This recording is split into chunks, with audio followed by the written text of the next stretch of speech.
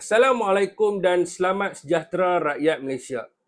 Kerajaan Madani perlu menjelaskan beberapa perkara berkenaan Unified Examination Certificate iaitu UEC bagi menghormati prinsip keadilan dan kesamarataan semua pelajar-pelajar di Malaysia.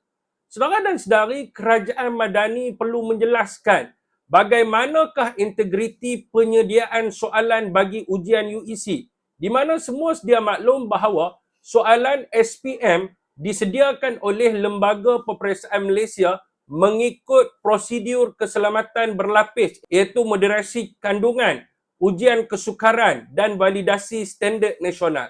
Yang keduanya, bagaimanakah integriti sistem permakahan di mana bagi SPM pemeriksa dilantik oleh Lembaga Peperiksaan Malaysia, proses pemakahan mengikut skema jawapan standard nasional, moderasi antara pemeriksa dan mempunyai sistem semakan rawak untuk memastikan wujudnya penyelarasan grade nasional dan adil kepada semua pelajar.